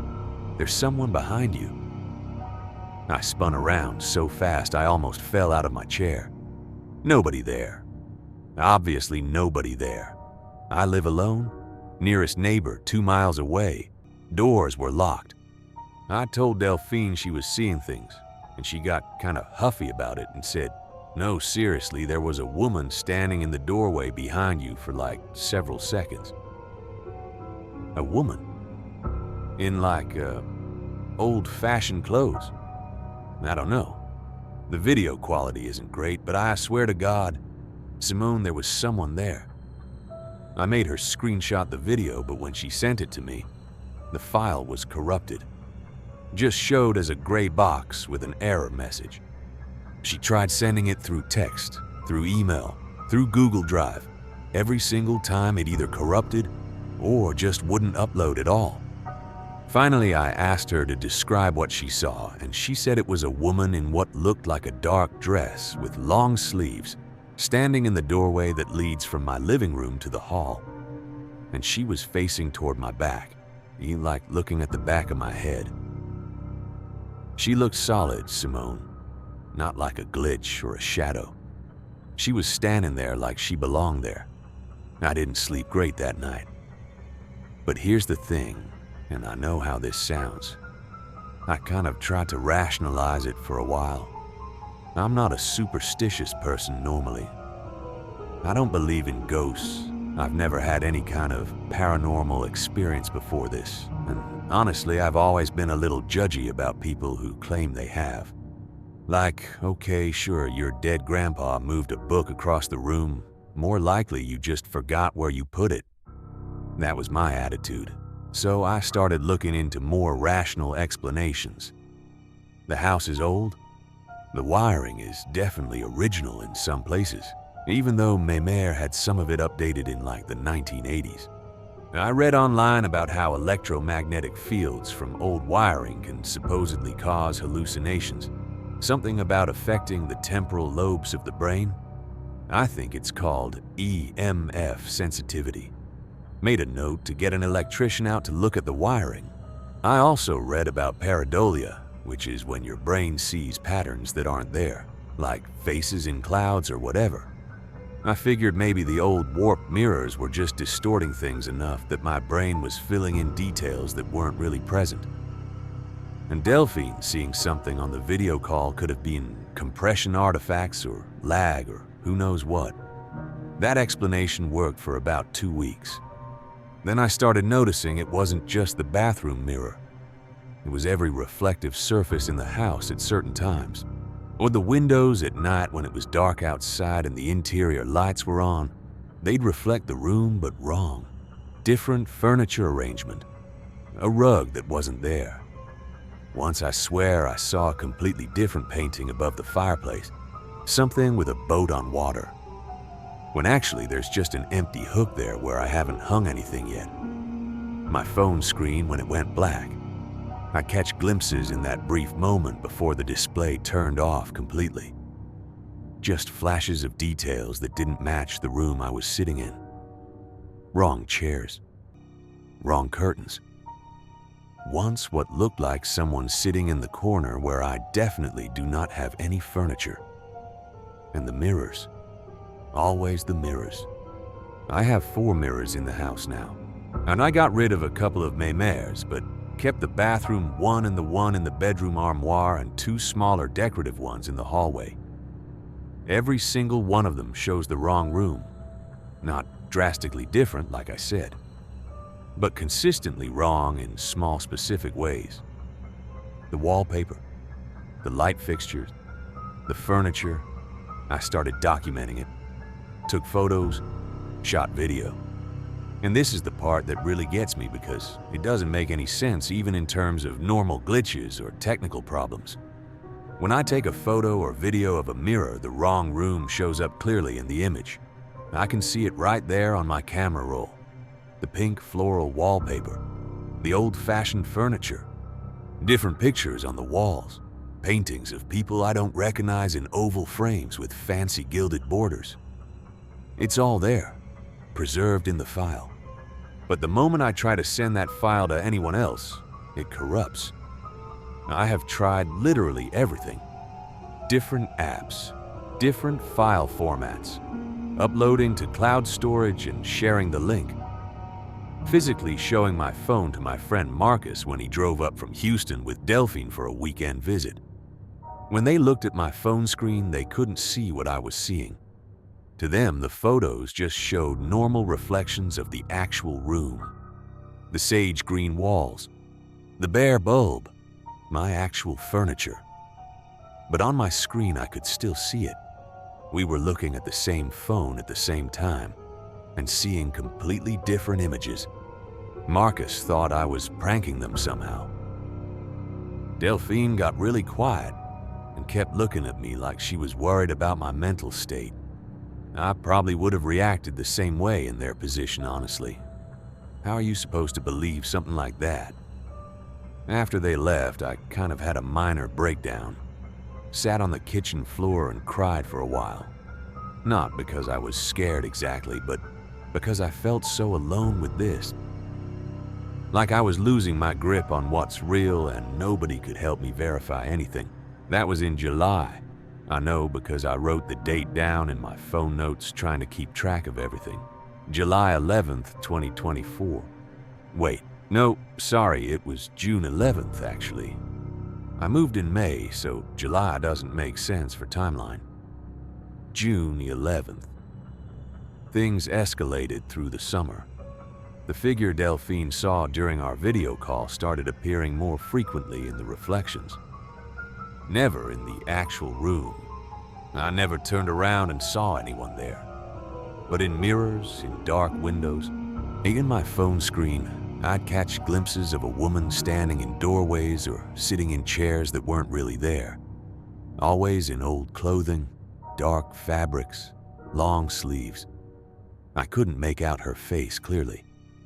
She always seemed to be positioned just at the edge of the reflection, or turned slightly away, or in shadow. I don't know how to describe what it felt like to see her. It's not like the movies where you scream or run. It was more like a cold confusion, like my brain couldn't process what my eyes were reporting. I'd just freeze and stare until she wasn't there anymore. I ordered EMF detectors off Amazon, 2 different kinds.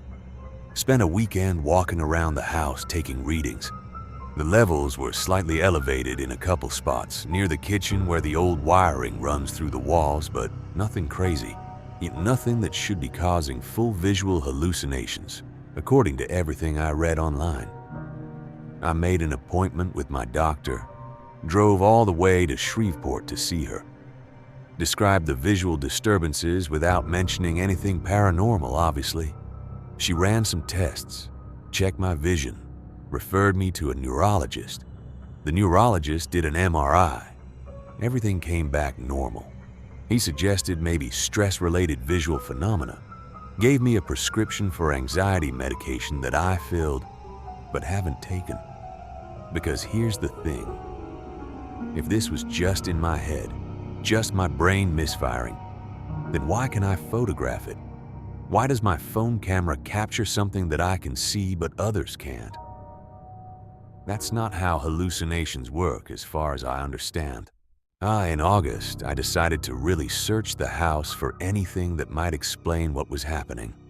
Old journals, letters, photos, anything Mémère might have left that could give me context.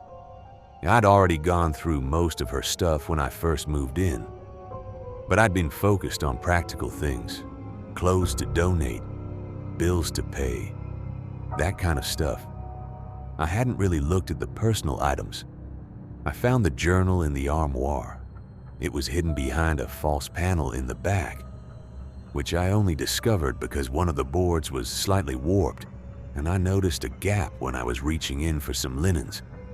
Inside the hidden compartment was a small leather journal, very worn, and a bundle of letters tied with ribbon that basically disintegrated when I touched it. The journal was Mémère's. Her handwriting? Now, I recognized it immediately from all the birthday cards she sent me over the years. But the entries dated back to 1984, when she would have been 54, I think. The year she moved back into this house after my grandfather died. I sat on the bedroom floor and read the whole thing that night. She described exactly what I've been experiencing, the wrong rooms and the reflections, the woman in old-fashioned clothing standing in doorways, the way photographs captured something others couldn't see. She'd lived with it for 40 years and never told anyone. Some of the entries were just brief notes. Saw her again in the hall mirror. Same position as always. Reflection showed the blue room today, not the wallpaper I put up in 1987. She was closer today. You still won't look directly at me. But there were longer entries too where she tried to make sense of it. She researched the history of the house, found records at the parish courthouse about previous owners. The house was built in 1843 by a family called Fontenot. They lived there until 1891, when there was some kind of tragedy. She wasn't clear on details. After that, the house changed hands several times before Mémère's family bought it in the 1920s. Mémère was born in the house in 1930, but her family moved to Alexandria when she was young. She didn't come back until 1984. The final entry in the journal was dated February 2023, almost exactly a year before she went into the care facility. Her handwriting was shaky, harder to read than the earlier pages. "I finally understand," she wrote. "Now, I've had 40 years to think about it, and I finally understand. The reflections aren't showing the past. They're showing the house as it exists in a place where I died in 1891. She's been watching me this whole time, wondering why the ghost in her mirror never ages. I must have read that sentence 20 times trying to parse what she meant. The reflections aren't showing the past. They're showing the house as it exists in a place where I died in 1891. My grandmother died last February at 94 years old. She was not alive in 1891, obviously, but she also wrote, 'Where I died in 1891,' like it was something that had happened to her specifically. And then, she's been watching me, wondering why the ghost in her mirror never ages. Like the woman in the reflections, the one I've been seeing isn't looking at us from the past. She's looking at us from her own present. And to her, we're the ghosts. I didn't sleep for 2 nights after reading that. Couldn't stop thinking about it. Couldn't stop looking at reflective surfaces and wondering if she was looking back at me right then. Some woman who lived in this house 130 years ago. Seeing my image float through her mirrors and her windows like a haunting. She couldn't explain. It's October now. The weather finally broke a few weeks ago. First cool snap after a brutal summer. We had a really dry August and September, but the rains came back in early October, which is pretty normal for central Louisiana. I'm sitting on the gallery as I type this, wrapped in one of Mémère's old quilts, watching the Spanish moss drip from the cypress trees down by the water. I've stopped covering the mirrors. I tried that for a while after I found the journal. Hung sheets over every reflective surface in the house. It felt wrong though. I can't really explain why. Like I was being rude somehow. This woman, whoever she is, has been watching Mémère for 40 years and watching me for the past 7 months. She's never done anything threatening. She just watches. And maybe I watch her too. Maybe on her side she sees a ghost that flickers in and out of her mirrors, dressed in strange clothing, surrounded by furniture that doesn't exist in her world. Maybe she's as confused by me as I am by her. I tried researching the Fontenot family, but there's not much information available. Parish records from the 1890s are incomplete. There was a fire at the courthouse in the early 1900s that destroyed a lot of documents. What I did find suggests there were at least 2 women living in the house in 1891, possibly mother and daughter, or possibly sisters. I couldn't find death records for either of them, which doesn't necessarily mean anything. Records were spotty back then, especially for rural properties. I also looked more into the EMF sensitivity thing and temporal lobe stuff. Found some articles about how certain electromagnetic frequencies can supposedly cause people to perceive presences, see shadows in their peripheral vision, even experience complex visual hallucinations. There's a researcher named Michael Persinger who did experiments with electromagnetic stimulation and found it could trigger experiences people interpreted as supernatural. So maybe the old wiring in this house is doing something to my brain. Maybe it did the same thing to Mémère. But that doesn't explain the photos. It doesn't explain why Delphine saw the woman during our video call. It doesn't explain why the image files corrupt when I try to share them. I've thought about getting the wiring completely replaced. I've thought about selling the house and moving back to Shreveport or somewhere else entirely. I've thought about seeing a psychiatrist and actually taking the anxiety meds. I haven't done any of those things. Part of it is practical, honestly. I don't have the money for major electrical work right now. Legal transcription pays okay, but not that okay. And the housing market is rough. Who knows how long it would take to sell an isolated 180-year-old house in rural Louisiana. But mostly I think I've just adjusted? That sounds insane, probably. How do you adjust to seeing a woman from another century, watching you through mirrors? But humans can get used to almost anything, I guess. The first few months were terrifying. Now it's almost normal. I'll be washing dishes and catch a glimpse of her standing in the kitchen doorway reflection. And I'll just think, oh, there she is again, and keep scrubbing the pot. I'll wake up in the middle of the night and see my phone screen briefly show a room that isn't mine, and I'll just roll over and go back to sleep. We've reached an understanding, I guess. That's how I think of it. She doesn't interfere with my life. She just observes. And I observe her when I catch a glimpse. 2 women separated by 130-some years, sharing a house that exists in both our realities. neither of us fully able to explain what the other one is. The one thing I absolutely will not do is video calls anymore. I've told Delphine my webcam broke and I just haven't replaced it. I text her instead, or regular phone calls, because when the camera's on and there's that little box showing what the other person sees, I don't want to know what might be visible in my background.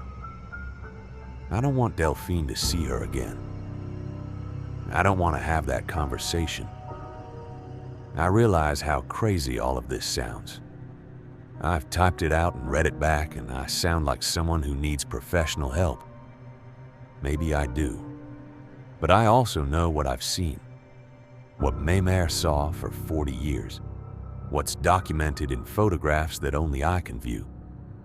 The house feels different now than it did when I first moved in. Not scarier exactly, just fuller. Like there's more here than what I can directly perceive. Layers of existence stacked on top of each other, occasionally visible through the right angle of light on a reflective surface. I found out recently that the property taxes are going up next year. Nachitoches Parish is reassessing values or something. My friend who works at the courthouse mentioned it. So that's another thing to worry about on top of everything else. Normal life stuff continuing alongside the completely abnormal. I'm gonna submit this and probably regret it immediately. Either people will think I'm lying or think I'm having a mental health crisis. Or maybe a few will actually believe me.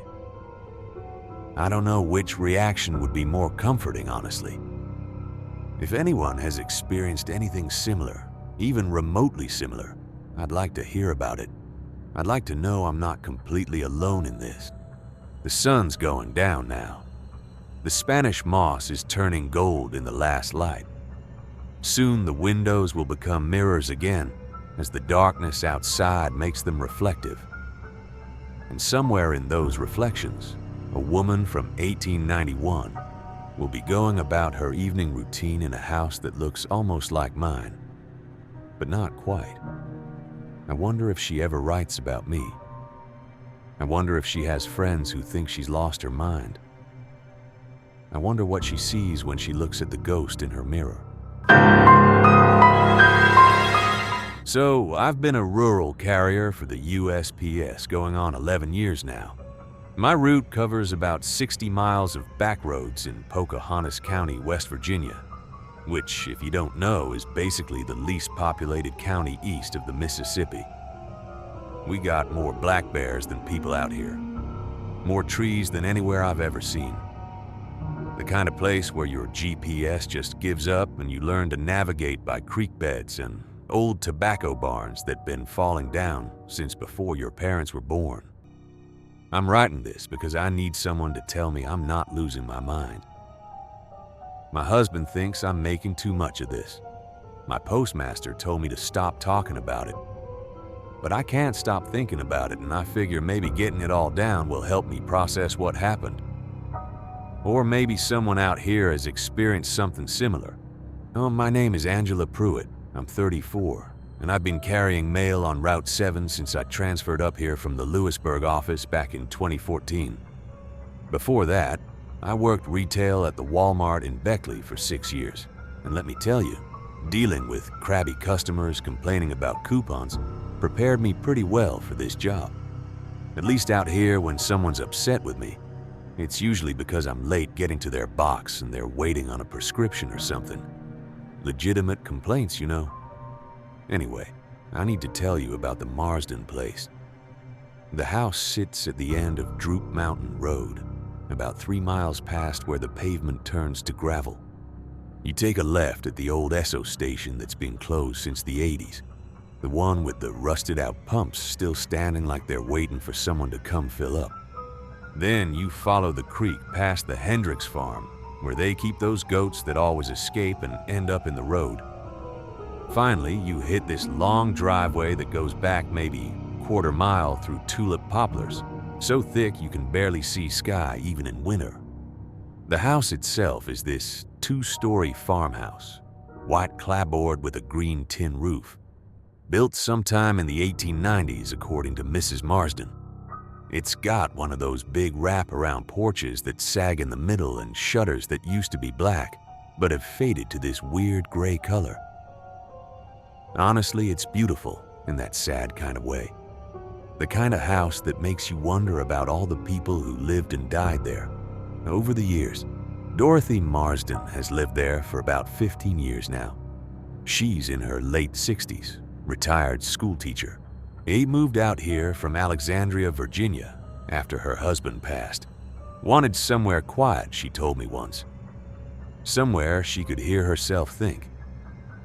Well, she definitely found that, because her nearest neighbor is the Hendricks place, and that's a good 2 miles back toward the main road. For most of the time I've been on this route, delivering to Mrs. Marsden was totally normal. She gets the usual stuff. Electric bill from Mon Power, advertisements, the occasional package from Amazon, pension checks, sometimes letters from what I assume are grandkids, based on the crayon drawings visible through the envelope windows. Standard rural elderly person mail. That changed in March of this year. March 7th specifically.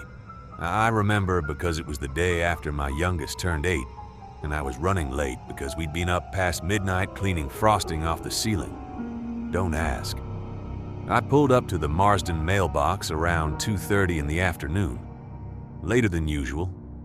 The sky had that weird yellow-gray color it gets before a late winter storm, and I could smell snow coming even though the forecast only called for flurries. I sorted through her mail in my lap like I always do. Electric bill. Flyer from Tractor Supply. One of those fake checks from Publishers Clearinghouse that old people always think are real. And then this letter. It was hand-addressed, which isn't that unusual out here. Lots of older folks still write actual letters. The handwriting was this cramped cursive. Ink the kind they used to teach in schools before they stopped teaching cursive altogether. Blue ink, slightly smeared like the writer was left-handed and had dragged their hand across it. The envelope was standard white, nothing fancy. What caught my attention was the name, Ernest Kowalski. I've been delivering to Mrs. Marsden for 7 years. I know her name. I know her maiden name was Patterson because she told me once when I delivered a piece of mail that had been missorted. I've never seen the name Kowalski on any piece of mail for that address. But here's the thing. Mail carriers aren't supposed to question the mail. We deliver it. That's our job. If someone sends a letter to John Smith at 123 Main Street, and John Smith doesn't live there anymore, the current resident can write "return to sender" on it, or throw it away or whatever. It's not my responsibility to play detective about who lives where. So I put the letter in the box with everything else and moved on. The next week I had another one. Same handwriting, same blue ink. This time addressed to Martha Kowalski at the Marsden address. And the return address caught my attention this time. It said R. Fitzpatrick, 14 Main Street, Thurmond, West Virginia. Now I grew up in this part of the state. My grandma lived in Hinton about an hour from here. And I know for a fact that Thurmond is basically a ghost town. Has been since the 1950s when the coal industry collapsed. There might be 5 people living there total now, and none of them have regular mail service. The post office closed decades ago. The whole town is basically a historical site, managed by the National Park Service. But again, not my job to question the mail. I delivered it. Over the next few weeks, more letters came. Always hand-addressed. Always to names I didn't recognize. Ernest Kowalski, Martha Kowalski. A James Pruitt, which made me do a double take because that's my husband's name too. But different middle initials, so obviously not the same person. Someone named Helen Carmichael. The return addresses were all from Thurmond or from other tiny communities I'd never heard of. Cass, which I think might have been a logging town. Spruce, which I couldn't find on any map. I started getting curious. I know I shouldn't have, but I did. After my shift one day in early April, I drove over to the county courthouse in Marlinton. It's this old brick building with a copper dome that's turned green from oxidation. My friend Sherry works in the records department, and I asked her if she could look up the property history for the Marsden address. What she found made my stomach feel weird, like that dropping sensation you get when you miss a step going downstairs. The house had been owned by the Kowalski family from 1923 until 1978. Ernest Kowalski had died there in 1967. His wife, Martha, died in 1973. Their son, James, died in 1978. And that's when the property was sold out of the family. It changed hands twice more before Mrs. Marsden bought it in 2009. So, these letters with current postage and current postmarks, were addressed to people who had been dead for decades. I want to be clear here. These weren't old letters that had gotten lost in the system somehow. The postmarks were from this year, 2024. The stamps were the current forever stamps with the flag design that came out in 2022. Someone was actively mailing letters to dead people at their former address.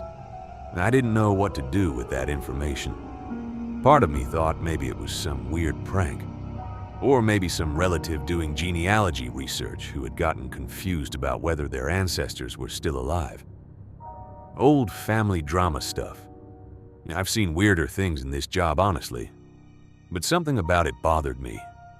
The handwriting was so old-fashioned. The return addresses were from places that barely existed anymore. And the letters kept coming, 2 or 3 a week now. In mid-April, I finally worked up the nerve to ask Mrs. Marsden about it. I caught her on her porch one afternoon when I had a package that needed a signature. She was sitting in one of those green plastic Adirondack chairs drinking iced tea, even though it was only about 50 degrees out. Had a cardigan wrapped around her shoulders and her gray hair was up in curlers under a scarf. "Mrs. Marsden," I said after she signed for her package, "I've noticed you've been getting some unusual mail lately. Letters addressed to people who don't live here." She looked at me with this expression I couldn't read. Not confused exactly.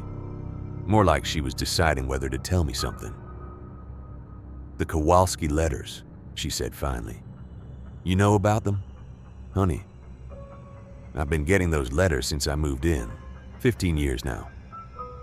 She took a sip of her tea. "I figured the post office knew something I didn't. Maybe some old forwarding system that never got turned off. All right, I just put them aside and don't worry about it." I must have looked shocked because she laughed a little. "Come inside," she said. "Let me show you something."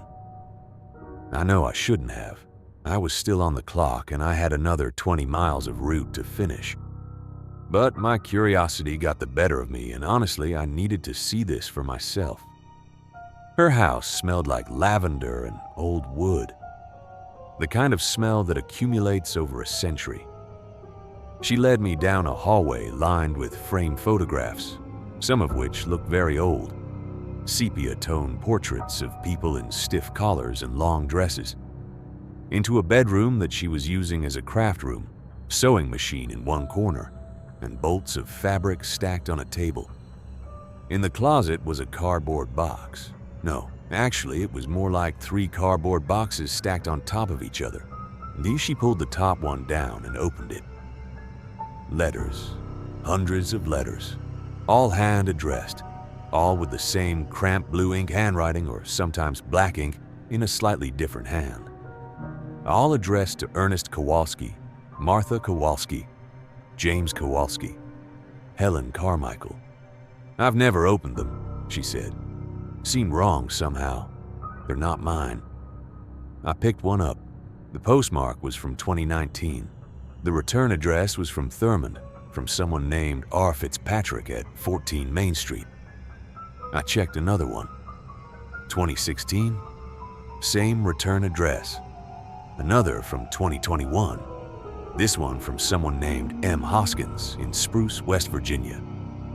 "Mrs. Marsden," I said, and my voice came out weird, kind of tight. "The people these letters are addressed to, they died in this house, decades ago." She just nodded slowly. "I figured it was something like that. Old house like this. Lot of history. And the places they're coming from. Thurmond has like 5 residents. It's a ghost town. Spruce doesn't even exist anymore as far as I can tell."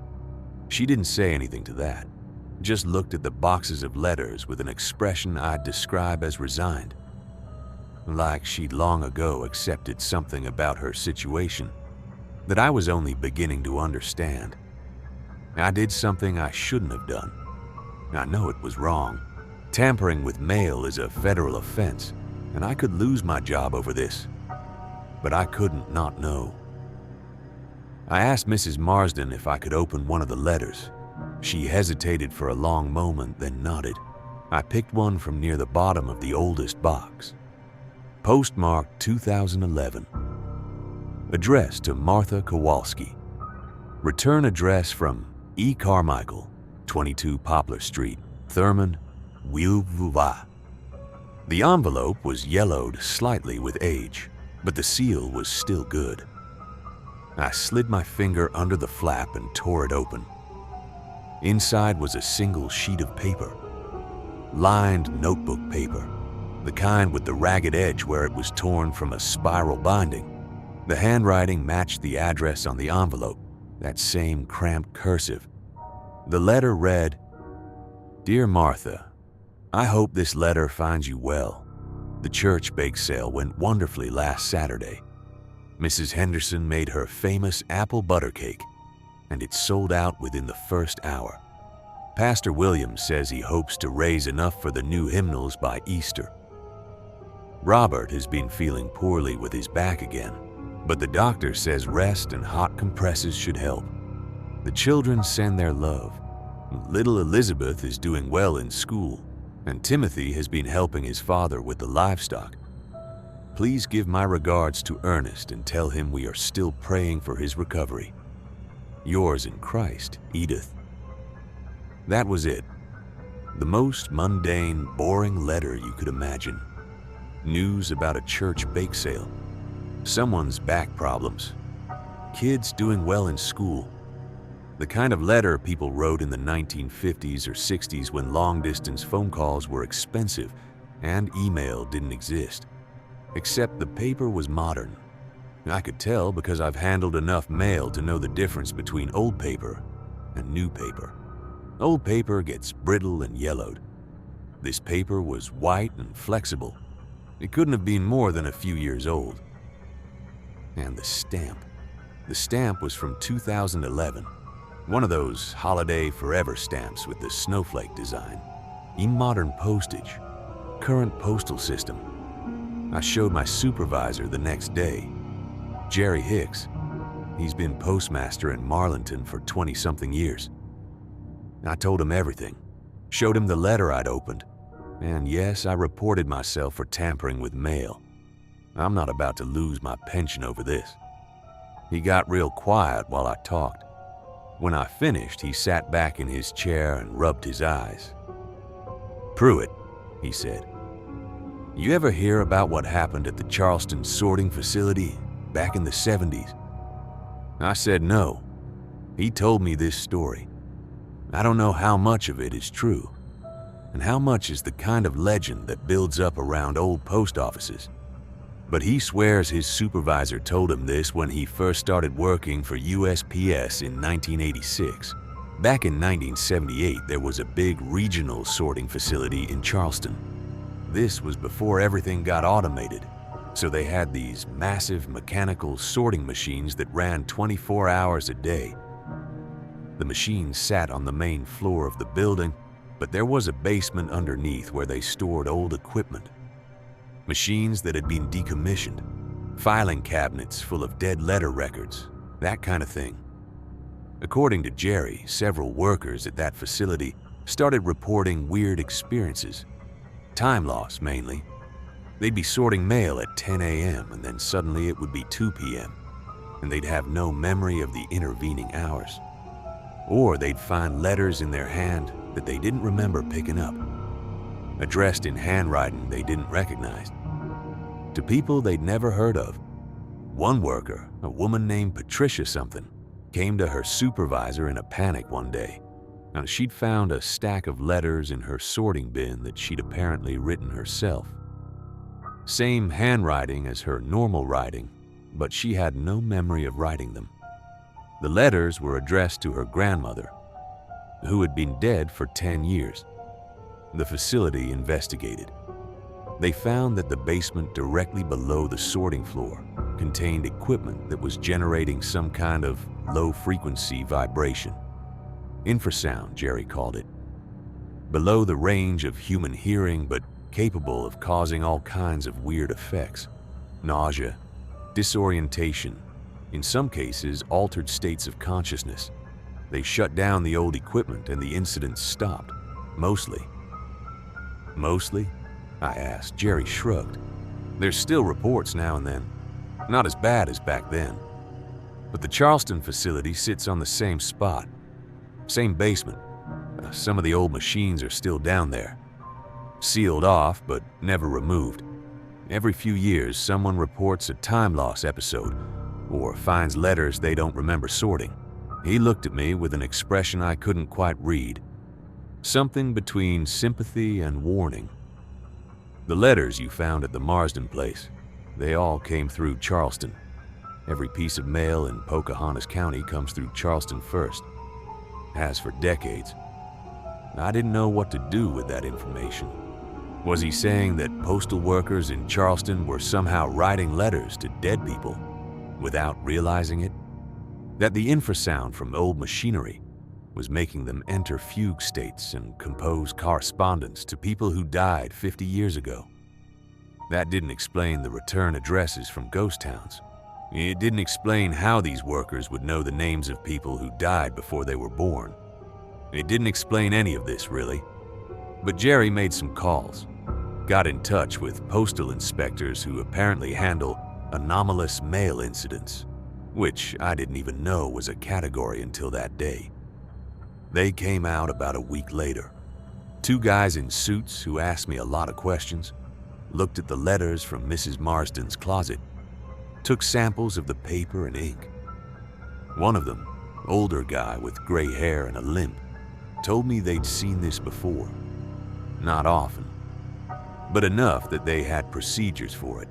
The Charleston facility has what we call a micro-regional phenomenon, he said. Certain pieces of mail that pass through specific sorting machines come out. Different. Changed. Sometimes they acquire postmarks from facilities that don't exist. Sometimes they're addressed to recipients who can't receive mail anymore. You mean dead people? I mean people who are no longer at those addresses. He was being careful with his words. I noticed that. What causes it? I asked. He shook his head. We have theories. The infrasound explanation is the official one. Workers enter dissociative states, engage in automatic writing behaviors, don't remember afterward. The addresses come from old records stored in the facility's basement. Names and addresses from decades of accumulated mail data. But you don't buy it. Long pause. He glanced at his partner, who was examining one of the letters under a portable microscope. The official explanation accounts for about 60% of the documented cases, he said finally. The other 40%. He didn't finish the sentence. The inspectors did eventually identify the specific sorting machine in Charleston that seemed to be the source of the problem. It was a Model 400 leg sorter, installed in 1982. Positioned directly above the sealed basement where the old equipment was stored. They replaced it in May. The letters stopped coming to the Marsden address after that. Mrs. Marsden called me in June to say she hadn't gotten any more Kowalski letters since the beginning of May. She sounded relieved. I was relieved too. But here's where it gets weird, and I mean weirder than everything else. When the inspectors left, they told me I could keep one of the letters as documentation. For my own records, or in case I ever needed to prove what had happened. They said sometimes people who experience these incidents need something tangible to hold on to remind themselves it was real when they start to doubt their own memories. I took the most recent letter from the box, postmarked March 2024, just a few weeks before I started investigating, addressed to Ernest Kowalski. Return address from M. Pruitt, 847 Oak Street, Hinton, West Virginia. I didn't think about the return address when I first picked it. I was focused on the recipient. But later that night, sitting at my kitchen table while my husband watched basketball in the other room, I looked at it again. 847 Oak Street, Hinton, West Virginia. That's the address where I grew up. The house my grandmother lived in until she passed in 1994. The house where my mother spent her childhood. Where I spent summers catching fireflies and learning to bake biscuits and listening to my great-grandmother tell stories about the old days before she died in 1982. Monsieur Pruitt.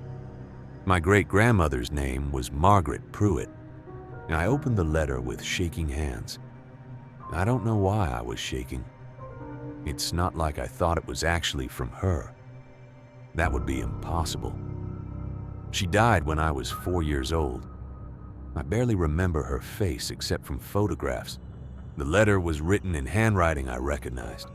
I recognized it because I have birthday cards my great-grandmother wrote to me when I was a toddler. Cards my mother kept in a shoebox in her closet that I inherited when she passed 5 years ago. The handwriting was identical. The same cramped cursive. The same way she made her capital M's with that extra flourish at the top. And Dear Ernest, the letter read, I heard from Edith that you've been feeling poorly. I wanted you to know that you are in my prayers. These old houses hold so many memories, don't they? Sometimes I think the walls remember things we've forgotten. Give my love to Martha and young James. Tell them we are all looking forward to the summer social. With warm regards, Margaret. The paper was modern stock. The postmark was from 3 days before I found it in Mrs. Marsden's mail. The stamp was a 2024 Forever stamp with the American flag. My great-grandmother has been dead for 42 years. I call my grandmother's sister, my great-aunt Louise, who's 89 now and lives in a nursing home in Beckley. I asked her if she remembered someone named Ernest Kowalski. Long silence on the phone. So long I thought she'd fallen asleep, which happens sometimes. Then she said, Ernie Kowalski. Oh my, I haven't thought about him in years. He was a friend of your great-grandmother's back before the war. They grew up together in Hinton, went to the same church.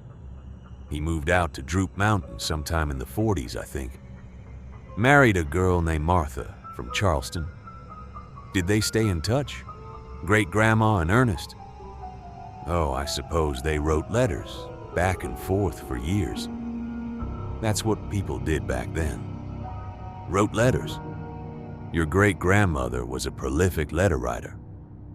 She must have written thousands of letters in her lifetime. I asked if she knew what happened to Ernest Kowalski. Died sometime in the 60s, I think. Before you were born. I remember your great-grandmother was sad about it. And they'd known each other since they were children. After I hung up, I sat at my kitchen table for a long time. The letter was in front of me. Modern paper. Modern postage. A postmark from last month. Written in the handwriting of a woman who died in 1982. Addressed to a man who died in 1967. Mailed from a house that's been out of my family for 30 years. The postal inspectors had their explanation. Infrasound. Fugue states. Workers accessing old records and writing letters they don't remember. The mind filling in gaps with plausible historical details. But how would a postal worker in Charleston know my great-grandmother's handwriting? How would they know she was friends with Ernest Kowalski? How would they know the exact address she lived at 40 years ago? I've been carrying mail on Route 7 for 11 years, and I've delivered birthday cards and love letters and foreclosure notices and packages from Amazon. I've seen the whole range of human communication pass through my hands. I always thought of mail as simple. Point A to point B, sender to recipient, a closed loop. But maybe it's not that simple. Maybe the postal system has been running for so long, processing so many billions of pieces of mail, that something has built up in it, like sediment at the bottom of a river. Layers and layers of words and addresses and names, all those connections between people who are mostly dead now, all those letters that were written and sent and received and forgotten. Maybe sometimes the system remembers things it shouldn't. Maybe sometimes letters get sent that no one actually wrote, or that someone wrote decades ago and the system is just now getting around to delivering. I don't know. I'm a mail carrier, not a philosopher. I don't have answers.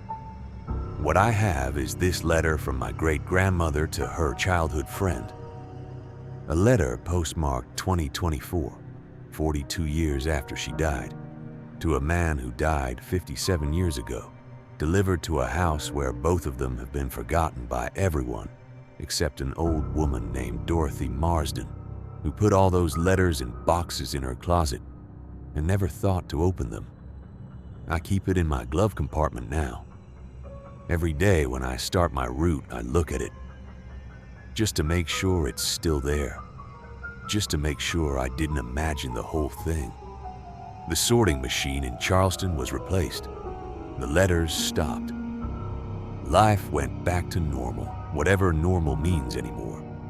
But sometimes when I'm driving my route out on those back roads, past the old Esso station and the Hendricks farm, and all those forgotten places where people lived and died and wrote letters to each other, I wonder how many letters are still out there somewhere, in sorting machines, in dead letter offices, in boxes, in closets, in old farmhouses, letters from people who are gone, to people who are gone, carrying messages that no one will ever read.